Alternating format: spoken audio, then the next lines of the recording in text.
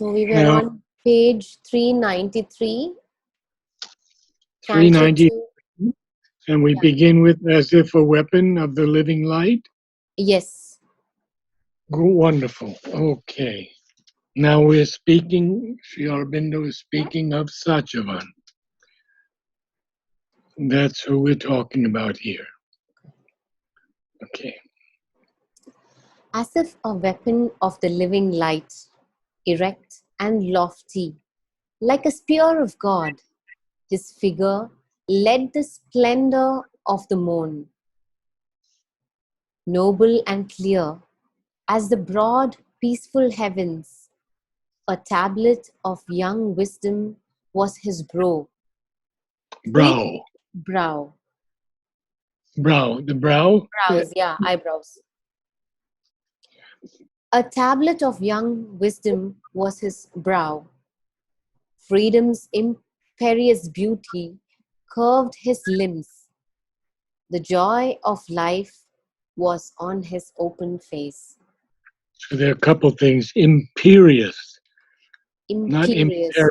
Imperious and Okay. curved. Curved. Curved. No. Curved. Like her. Curved. Curved. Yeah. Curved. Okay. Curved. So we'll take that first. So you see how great Sri Aurobindo portrays Satyavan. Yeah. First of all, he's like a weapon of the living light. Because when the white light comes down, it's like a weapon, it enters us. It's a powerful thing. And Satyavan is like that. He's erect and he's lofty, like a spear of God. So we have the weapon and then we have the spear. Mm-hmm. So it gives the image of Satyavan. His figure led the splendor of the morn. So his figure was even before or more beautiful than the splendor of the morn. It led it. Or lead me. Here the Noble, morn, he means like morning, morn? morning, yes. Yeah. Morn is morning, yes. Yeah. Noble and clear as the broad, peaceful heavens, a tablet of young wisdom was his brow.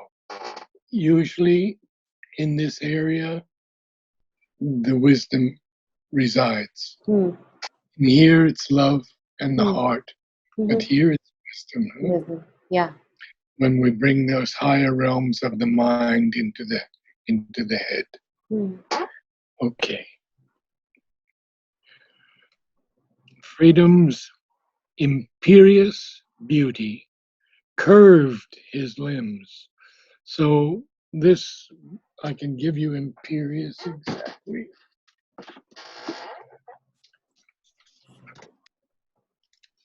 The English meaning is arrogant or yes, but not here. Yeah.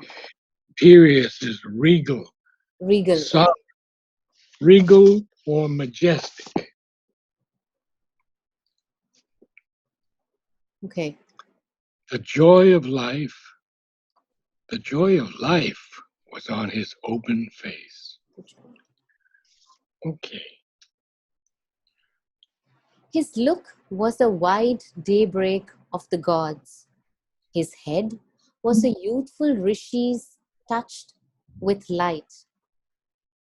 His body was a lover's and a king's.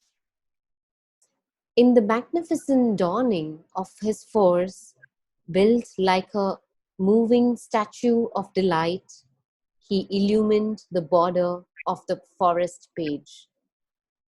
Well, not much more we can say here. Yeah, he's further describing him about his features and how his body is. Exactly. His look is like a wide daybreak of the gods. When day breaks, when the morning breaks, all that light just comes like that. And that's his look. His look is like that. Head was the youthful rishis, touched with light. So even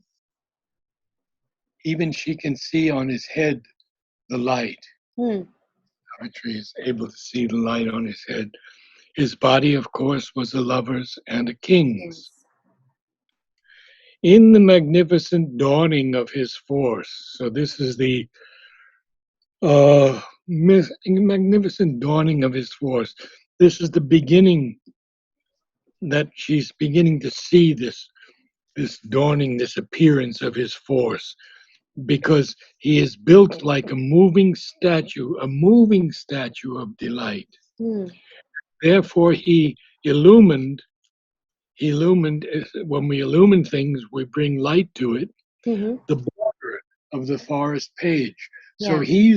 remember that little path Yeah. that's That he got was at the in. end of he was at the borders. Yes, Yeah. exactly. Yeah. Yes. So, okay, now you can carry on. Out of the ignorant, eager toil of the years, abandoning man's loud drama, he had come, led by the wisdom of an adverse fate, to meet the ancient mother in her grooves. Her Groves. groves. Yeah, grooves would be two O's. Yeah, in her Okay. groves. We have to look at your pronunciation of these lines. Okay. Um, Out of the ignorant, eager toil of the years. that's fine. Okay. Next line. Abandoning man's loud drama, he had come. No, he had come. He had He had come, come, and then he had come led by the wisdom. led by the wisdom. So you have to almost connect, even though there's a pause, you have to connect those two Understood. lines. Yeah. Abandoning man's loud drama, he had come, led by the wisdom of an adverse fate. Yeah, I'd like you to lift up the word come instead of dropping it. Okay. Let me read it for you. Abandoning man's loud drama, he had come led by the wisdom of an adverse fate to Understood. meet. See, so it's all one thought. Thought. Okay. Got it. Starting with out of the ignorant, it's one thought for 1, 2, 3, 4 lines, Hmm. one sentence. Yeah. So start out of the ignorant. Out of the ignorant, eager toil of the years. No, No, let's start again. you're dropping the last word again. Yeah. Yeah. Yeah. Years come. No, years. Hmm. Out of the ignorant, eager toil of the years, abandoning man's loud drama, he had come, led by the wisdom of an adverse fate, to meet the ancient mother in her groves. Doesn't that make a lot more sense the way Yeah, you just a yeah, lot more sense? yeah, The difficulty often in Savitri is that we don't uh, connect lines. yeah. You know, so this is only one thought No, but that also Narad, like I had pre-read this passage. Even then, I couldn't get it. But the moment you said it, it just like ah, opened up.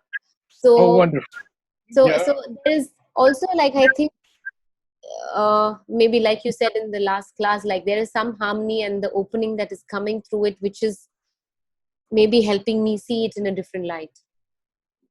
Both Nilisha and this other lady who'll join us today have said that it's best if I read it after everybody else reads it Ah, because okay. then they get it, Get it. just Yeah. what got it now. Yeah. So actually, what he's saying here, what Sri Aurobindo is telling us here, is all about meeting Mother. Hmm. Okay, it's Savitri, but he's the ancient Mother in her groves. So out of the ignorant, eager toil of the years, abandoning man's loud drama, he had come led by the wisdom of an adverse fate to meet the ancient Mother in her groves. Now, I don't know if it's adverse or adverse, but Adverse fate. Adverse fate.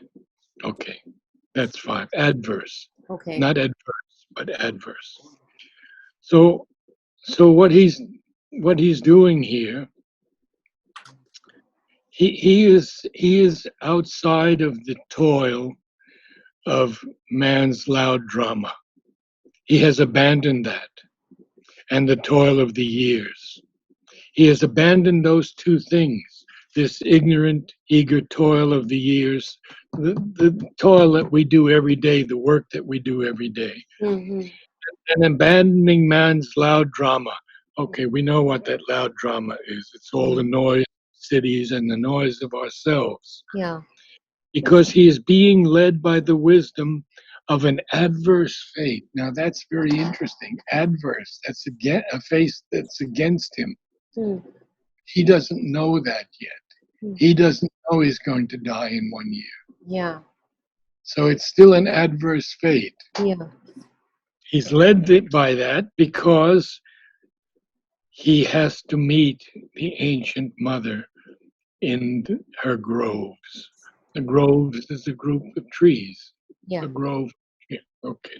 So you could carry on now. In her divine communion, he had grown, a foster child of beauty and solitude, heir to the centuries of the lonely wise, a brother of the sunshine and the sky, a wanderer communing with depth and marge. See, now you're into it. That's marvelous. It just took a few minutes. Very good. Um, See, the ancient mother here is not Savitri, really. Mm-hmm. It's It's the the nature. Is it the nature? with a capital N. N. Yeah. It's the it's divine nature. It's the creatrix, Yeah. the ancient mother. See, he says the ancient mother. Yeah. So come into this in this place because he has to take care of his father who's now blind, Mm-hmm. and therefore he has grown in her divine communion. This is the ancient mother's communion, Mm-hmm. which is nature, which is nature. Yeah. And he's a foster child because He's been really looked after in the forest, by the forest. yes, and also because he has to be there to tend to his parents. Mm-hmm. But still, he's a foster child of beauty and solitude. Solitude. And he's an heir to the century of the lonely wise, you see? The Mm-hmm. lonely wise, because he's very much alone. He doesn't have any friends or Mm-hmm. companions. He just has his mother and father. Mm. And still, he's a brother of the sunshine and the sky. And he's a wanderer because he wanders all through the forest. Mm-hmm. And you'll see how much uh, Sri Aurobindo speaks of this wandering and communing. Mm-hmm. So he's not only just a wanderer, but he's communing with the depth and the margin of the forest. Yeah. Marge is the margin, right? Yes, he's totally in communication with this. I have for Marge, I have Marge.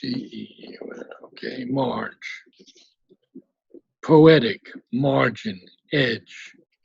Okay. Edge. Yeah, and it's poetic, huh? Hmm. It's a poetic use of Marge.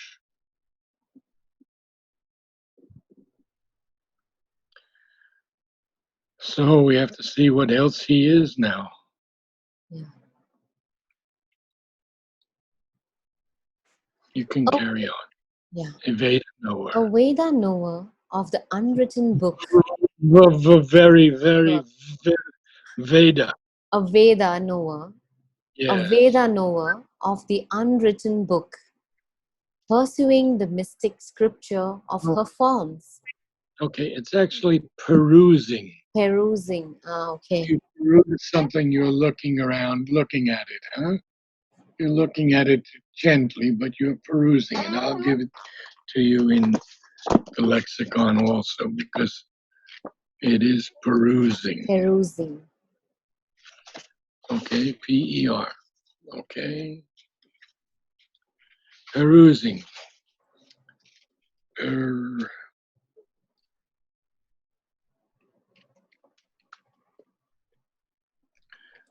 read or reading or examining, Mm-hmm. typically with great care. If you peruse a book, you're looking at it with great care to see Got what's it. in it. Yeah. So Okay? really like learning it carefully, Yeah. thoroughly. So he had caught, or did you get to that yet or not? No. No, no. You start again with the Veda knower. A Veda knower, a Veda Hmm. knower of the unwritten book, perusing the mystic scripture of her forms. He had caught her hierophant significances, her sphered immense imaginations learned, taught by the sublimities of stream and wood, and voices of the sun and star and flame, and chant of the magic singers on the boughs, and the dumb teaching of four-footed things. Oh, how beautiful that is, huh? So beautiful. So he's a Veda knower of the unwritten book Mm-hmm, because the book is still to be written. mm-hmm, Um, his meeting with Savitri, her saving him from death and uh-huh. bringing him to earth, her defeating death with love. All of this is still unwritten. Hmm. And he's looking through the mystic scripture of her forms. Her forms is nature's forms. What has he caught there? He had caught her hierophant significances. So I'll give you hierophant. Hierophant is like a priestess. Yes, it is. H- uh, Hierophant is an interpreter of sacred mysteries or arcane knowledge. Interpreter of sacred. Arcane, um, sacred mysteries or arcane knowledge.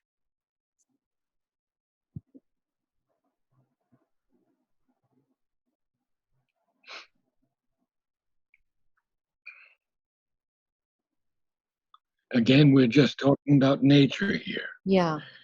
And he had caught these hierophant significances, and he her sphered, huge sphered, immense imaginations of nature learned. He learned all of these things. Hmm. How did he learn them?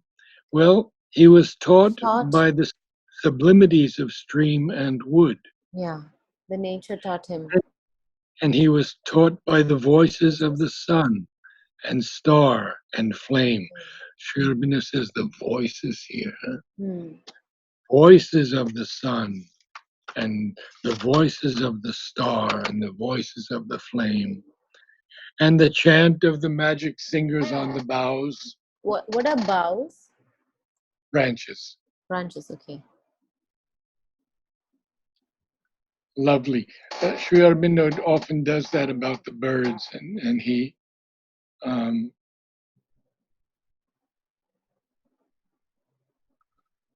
Shakespeare begins a sonnet. That time of life thou mayst in me behold. And then he says, when yellow leaves or none upon the boughs, bare ruined choirs where late the sweet birds sang.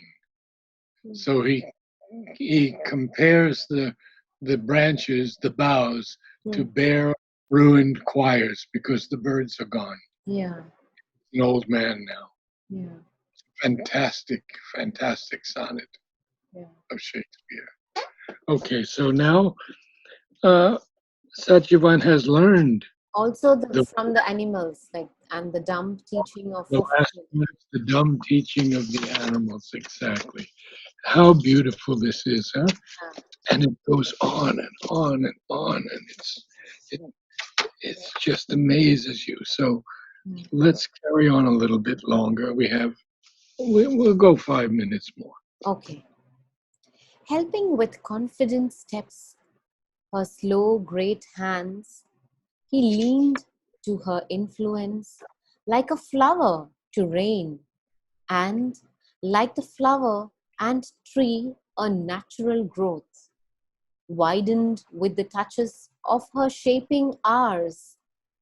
Okay, so The that mass. you missed the feeling there, Okay, and I'll give it to you. okay, But first, we'll discuss it. okay. He is helping nature with his confident steps. He is helping her slow, great hands, and he's leaned to nature's influence the way a flower leans to the rain. Mm-hmm. And like the flower and tree, it's a natural growth. It's not something made up. Very Something upright, yeah. very up. He has widened with the touches of nature's shaping ours. Hmm. So, yeah. And like the flower, and well, it's okay. Helping with confident steps, her slow, great hands, he leaned to her influence like a flower to rain. And like the flower and tree, a natural growth, widened with the touches of her shaping ours. So you see, growth has to take us into widened. Hmm. So marvelous. I'll read again from top and continue into the next lines. Okay, and then we'll He- stop after the next group. okay. Okay. Helping with confident steps, her slow, great hands, he leaned to her influence like a flower to rain, and like the flower and tree, a natural growth, widened with the touches of her shaping hours. The mastery free, the mastery free nature's The mastery free natures have. mastery. The mastery free natures have was his. No, the mastery that free natures have was his Okay. mastery. The The ma- mastery the free mastery the mastery free natures have was his. no, Correct? the mastery free natures have. So we don't want to accent have. Okay. The mastery free natures have was his. Hmm. The mastery free natures have was his, Yes. and their ascent to joy and spacious calm. One, Assent. their And their ascent, assent. their And their ascent, assent. No, assent. ascent, their Uh, ascent to joy. an agreement, huh? And their assent to Okay. joy and spacious calm. One with the single spirit inhabiting all. He laid experience at the Godhead's feet. His mind was open to her infinite mind. His acts were rhythmic with her primal force. He had subdued his mortal thoughts. He had subdued his mortal thought to hers. There we are.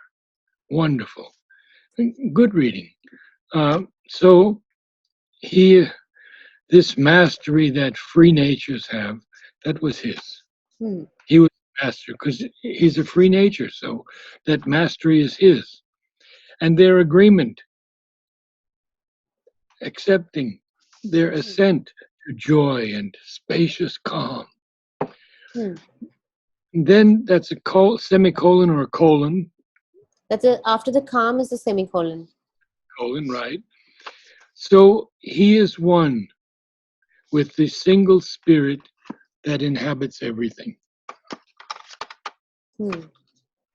And So, Narad, all, one second. What is the difference between the colon and the semicolon? Here, after the calm, it's a semicolon. Then we have a longer pause, or no, the semicolon is shorter than a colon. okay, Or, got it. Okay. right. So,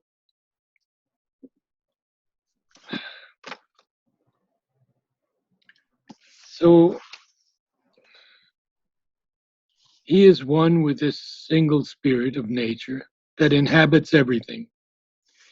And he laid all of his experience at the feet of the Godhead.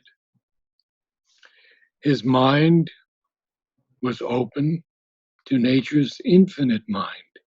His acts were rhythmic with her primal force. So he was totally in rhythm with Mhm. nature's force and had to subdued his mortal thought to hers. Now, I'm going to ask you to read the next four Four lines lines. because that's where we should end. Yeah, Yeah. uh, That day he had, five lines. yeah, that day he had turned from his accustomed paths for one Accustomed, accustomed. That day, accustomed. that day he had turned from his accustomed paths for one who, knowing every moment's load, can move in all our studied or careless steps. I'm not getting it, Narad. Can you read that for me first, the four lines, and then I'll attempt. Sure. That day he had turned from his accustomed paths for one who, knowing every moment's load, can move in all our studied or careless steps, had laid the spell of destiny on his feet and drawn him to the forest's flowering verge. Oh, beautiful. Okay. So the divine had led him. That's the one, the capital O, Yeah, one. yeah. Right. Can you read it then? That day he had turned from his accustomed paths for one Acca- let's go through that word. accustomed, Very accustomed, short A, accustomed. accustomed.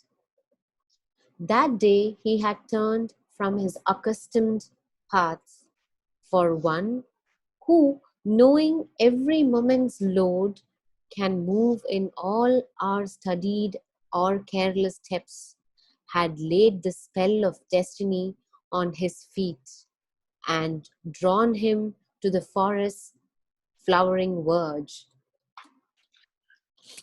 So what has happened here? So he was moved. I mean, this was not his usual path, but the divine Exactly guided him to come to the spot. right. Because he laid the divine laid the spell of destiny on his feet. So he couldn't go anyplace else. He had to Hmm. go to the place Hmm. and the divine drew him to the forests, to the flowering verge. Well, you see, when you get out of the tree line, out of the great shade of the trees, then the verge is flowering with all kinds of flowers Hmm. because it's open to the sunlight. Sunlight. Yeah. Right there on the edge between the Yeah. forest, but it's a flowering verge. So it drew him, the divine drew him to the forest's flowering verge, edge, Hmm. verge, edge, like margin. Yeah. Like okay. Yeah, I could give you verge also, might as well. Verge is um, the extreme edge or margin, a border, simply that. Huh? Okay. the edge of something as the horizon, mainly poetic, or the limit beyond which something happens or changes. So we see so much on this verge, huh? Mm-hmm. The forest flowering verge. And now we will find out why The he divine was. brought him here. Okay. Okay. Thank Good you for so you. much, Narad.